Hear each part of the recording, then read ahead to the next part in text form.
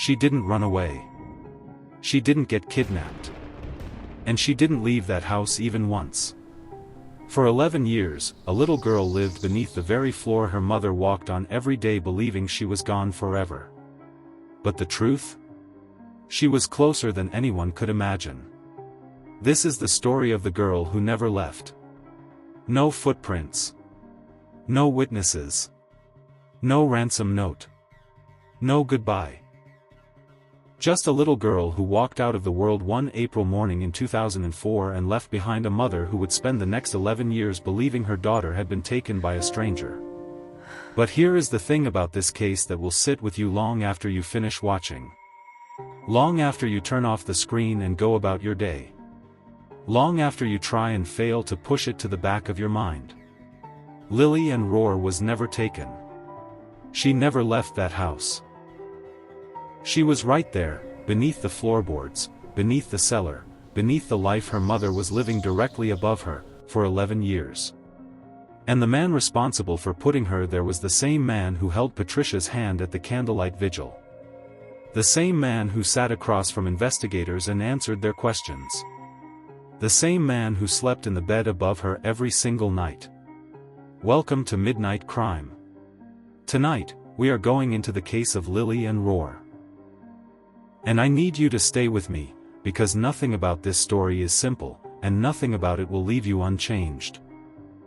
If this is your first time on this channel, hit that subscribe button right now and turn on your notifications.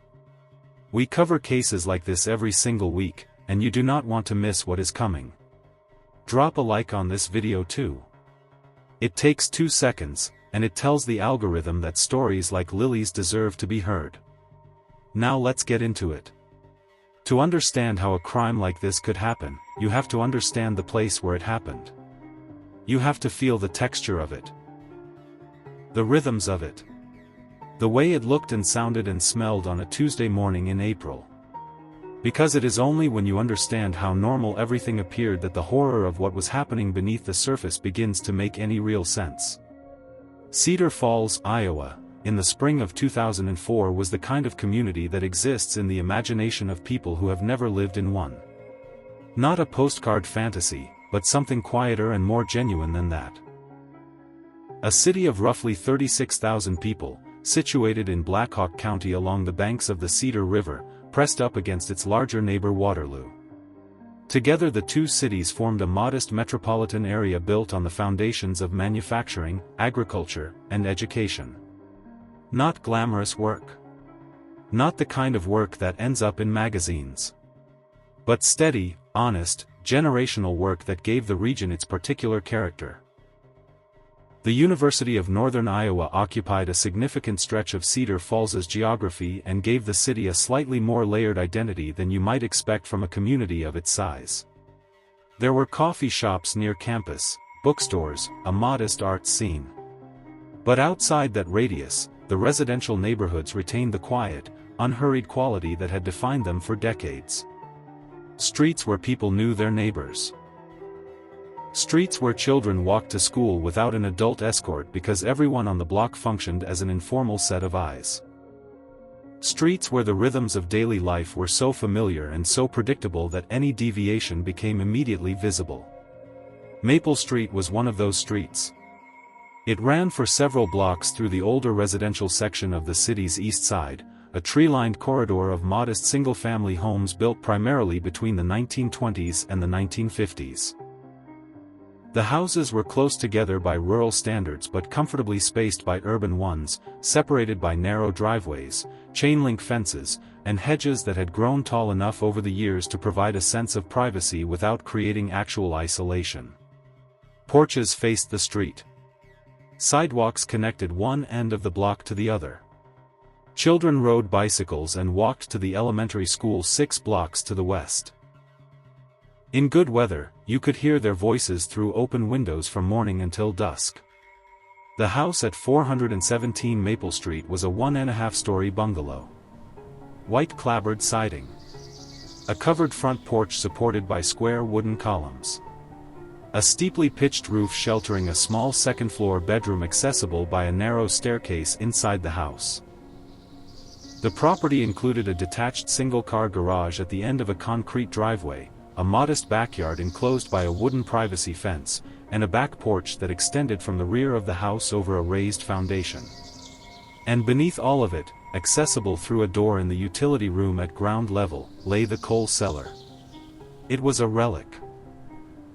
A leftover from 1928, when the house was first constructed, and residential heating in this part of Iowa still commonly relied on coal delivered through chutes and stored in basement bins. The cellar had not been used for its original purpose in decades.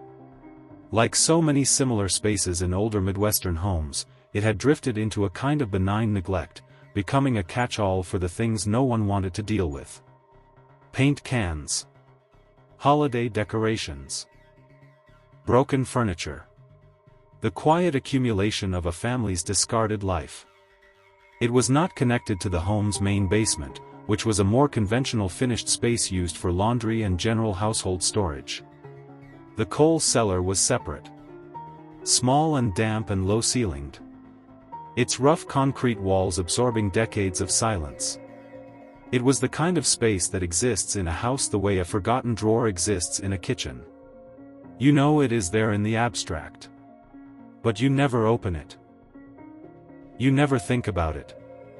You let it become invisible. That invisibility was not accidental. Not in this case. 3 people lived at 417 Maple Street in the spring of 2004. Patricia Rohr Hensley. Her 8-year-old daughter, Lily Ann Rohr. And Patricia's husband of 18 months, Dale Hensley. Patricia Ann Rohr had been born and raised in Waterloo. She was the daughter of a factory worker and a school cafeteria employee, the middle child in a family of 3. Her childhood was stable in the way that working-class Midwestern childhoods often are. Not wealthy. Not particularly eventful. But consistent, predictable, and rooted in the kind of community where people showed up for each other when things went wrong. She graduated from Waterloo West High School in 1990 and enrolled at Hawkeye Community College the following fall. She lasted 2 semesters before financial pressure pushed her toward the workforce. She took a clerical position at a trucking company and settled into the routines of early adulthood. At 21 she married Kevin Rohr, a local man who seemed, in those first years, like a reasonable bet. Not exceptional, but decent. Present. The kind of person you could build something with. The marriage produced 1 child. Lily Ann, born in September of 1995.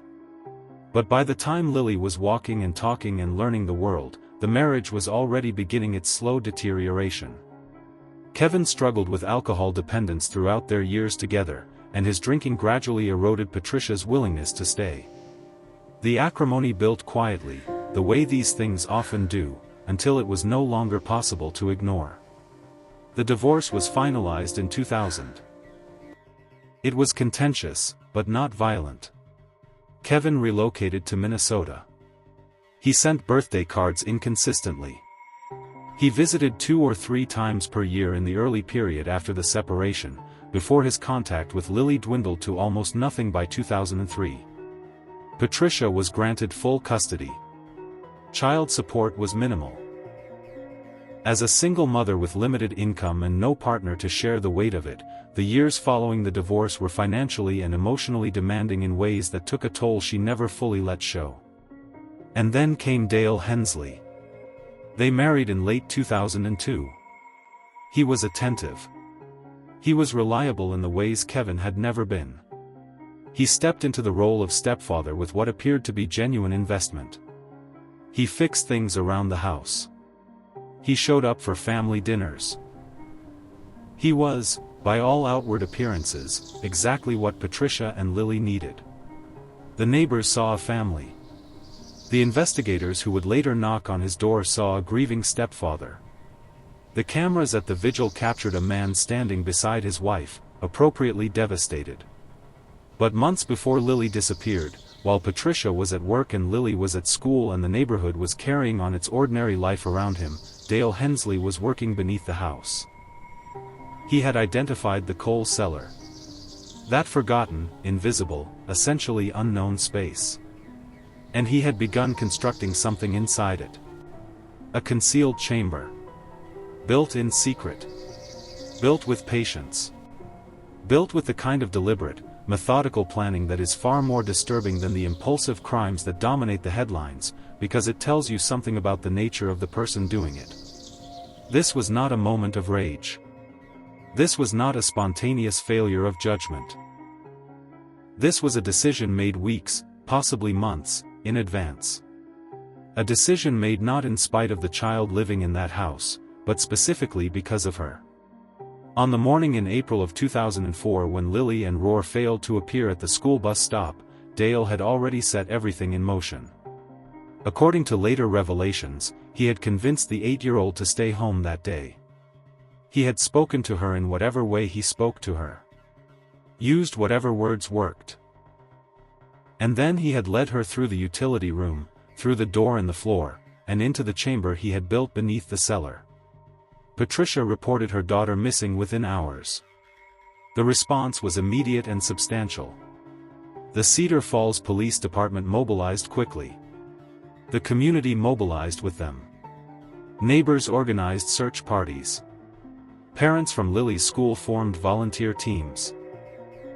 Local and regional media picked up the story within the first 24 hours and maintained continuous coverage for weeks. The case of the missing 8-year-old girl from Maple Street became the kind of story that absorbed a community entirely, the kind of story that makes strangers stop each other on sidewalks to share updates and express disbelief. Investigators followed hundreds of tips. They searched the neighborhood on foot, block by block. They brought in canine units to sweep the rural areas outside the city. They explored every theory available to them. Stranger abduction. A known offender in the region. Accidental exposure to the river. A custodial dispute gone wrong. Kevin Roar, still in Minnesota, was investigated thoroughly. Acquaintances, neighbors, and anyone with any connection to the family were interviewed and re-interviewed. The search was exhaustive. It was sincere. It was conducted by people who genuinely wanted to find that little girl. They found nothing. Because Lily was not outside. She was not in the river. She was not in a stranger's car or a relative's basement in another state. She was at 417 Maple Street. Beneath the utility room. Behind a door that no one outside the household even knew existed. She was less than 100 feet from where the investigators sat and asked Dale Hensley their questions. She was below the floor where her mother paced at night unable to sleep. The case gradually went cold. The media moved on.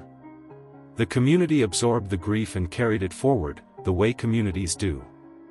Patricia lived for years in a state that is very difficult to describe from the outside. The specific torment of not knowing. Of having no answer. Of lying awake and cycling through the possibilities and finding no resting place among any of them. She believed her daughter had been taken.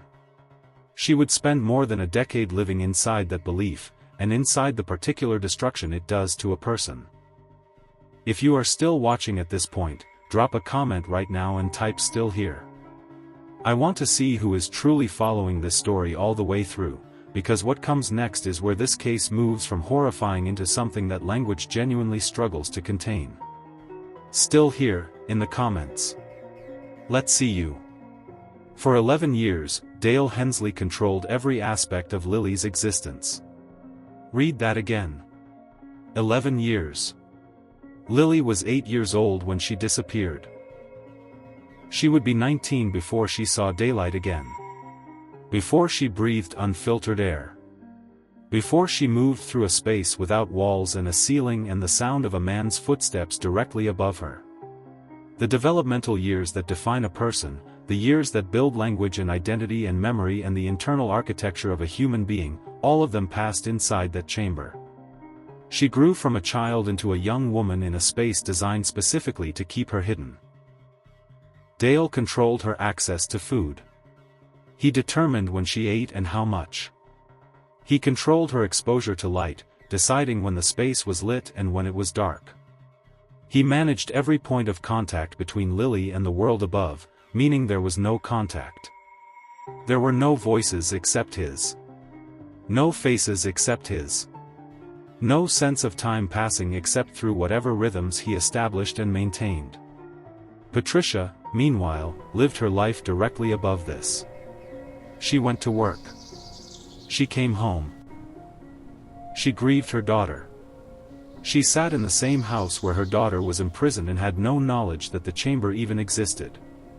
The architecture of the deception was so complete, so carefully maintained, that the woman with the most intimate access to the house and the most powerful motivation to find the truth had no thread to pull. Dale had not simply hidden Lily. He had hidden the hiding place itself. There are aspects of cases like this one that investigators and psychologists return to again and again, because they illuminate something about the nature of this particular category of crime. The patience required. The planning. The capacity to maintain an ordinary external life over an extended period of time while sustaining something like this in secret. Dale Hensley attended community events. He interacted with neighbors. He presumably expressed ongoing grief about his missing stepdaughter at appropriate moments. He constructed and performed a version of himself that bore no resemblance to what he was actually doing. And he did it not for a week, or a month, or a year. He did it for more than a decade. This is the part of the story that resists easy framing. We reach, naturally, for explanations. For a category or a label that will contain the thing and make it manageable. But the clinical vocabulary, however useful, does not quite close the gap between what we know and what we can absorb. The word calculated falls short. The word monstrous falls short. There is a kind of sustained, deliberate, intimate evil in what Dale Hensley did that sits outside the ordinary range of comprehension, and part of what midnight crime tries to do with cases like this is to resist the temptation to domesticate them with simple language. Lily was not just imprisoned. She was erased. Her existence was removed from the world with such thoroughness that even the people who loved her most stopped looking, not because they stopped caring, but because they were given no reason to look in the right place. The crime was designed to be permanent. It was designed to be survived only by the perpetrator and the victim, and only in the sense that both continued to breathe.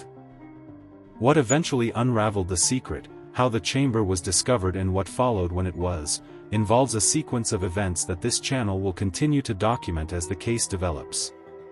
But the foundational facts, the architecture of the disappearance itself, are already enough to force the question that cases like this always force. How does something like this happen in a home on a tree-lined street in a city of 36,000 people where everyone knows everyone, where children are watched and neighbors are present and community functions as a verb? The answer is uncomfortable, because it does not point outward toward strangers. It points inward. Into the family. Into the most trusted relationship a child can have. Into the space between what a home looks like from the street and what it contains behind closed doors. Cedar Falls was not naive. It was not careless. It was not a community that failed Lily and roar through indifference. The search was real. The grief was real. The investigators who worked the case were not incompetent or negligent. They did what the evidence available to them allowed them to do, and the evidence available to them was almost nothing, because the man who had taken her had spent months ensuring that would be the case. The vulnerability was not in the community's vigilance. It was in the fundamental, devastating trust a child places in the adults in her home. The trust that says this person will not hurt me. The trust that an 8-year-old has no framework to question, no experience to override, no adult instinct to complicate. Lily did not know what was happening to her was not survivable by most measures. She did not have the context to understand the full scale of what was being done. She only knew the walls and the ceiling and the footsteps above her. She only knew the years as they passed. And Patricia only knew the grief. The not knowing.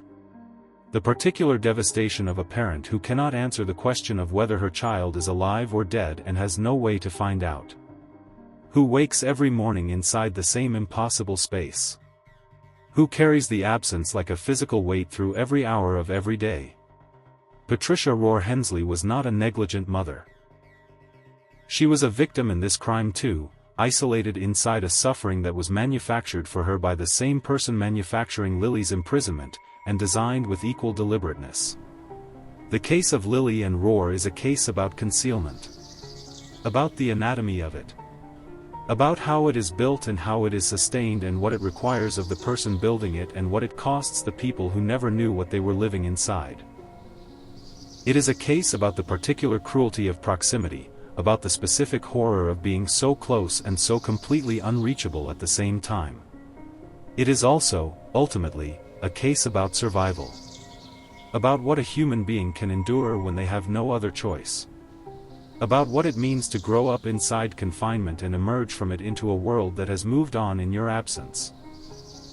About the long, difficult, uncertain work that begins when the walls finally come down, when the chamber is opened, when the secret that was designed to last forever finally ends. Lily and Rohr survived. That is the sentence this story has been building toward. She survived 11 years in a space that was designed to hold her. She survived Dale Hensley. She survived the absence of daylight and human contact and the ordinary developmental experiences that the rest of her generation was accumulating above her, in the light, on the streets, in the schools and the hallways and the backyards of Cedar Falls. She survived. And when the truth finally came out, after more than 4,000 days of silence beneath that house, the case that had gone cold suddenly became one of the most significant and disturbing revelations in Black Hawk County history. Investigators who had spent weeks searching for a missing child realized they had been standing over her the entire time. A mother who had spent over a decade inside the specific grief of not knowing learned the truth and had to begin rebuilding her understanding of nearly everything that had happened in her life since 2004. And a community that had believed it knew the story, that had grieved it and processed it and incorporated the loss into its collective memory, discovered that the story had never been what they thought it was. This is why Midnight Crime covers cases like this one. Not for spectacle. Not for shock. But because stories like Lily's expose the fault lines that exist in the systems and structures we build to protect the most vulnerable people among us. They expose what happens when the threat comes from inside rather than outside. When the face of danger is the face a child trusts. When the house is not a sanctuary but a trap. These stories deserve to be told carefully, and in full, and with the attention that the people at the center of them are owed. Lily and Rohr deserves to be more than a cold case statistic or a viral thumbnail. She deserves the full weight of witness. And that is what we are here to give. Thank you for watching Midnight Crime all the way to the end of this one. If this story moved you, or unsettled you, or made you want to understand how something like this could happen, then please like this video right now. Subscribe to the channel and ring that notification bell so you are here for every case we cover. Drop a comment below and tell us where in the world you are watching from tonight. Tell us what you think about this case. Tell us what questions you still have. This community is built on the people who show up and stay and engage, and every single comment, every like, every new subscriber is what makes it possible for us to keep doing this work. Midnight Crime will be back with another case very soon. Until then, stay sharp, stay curious, and never stop asking questions.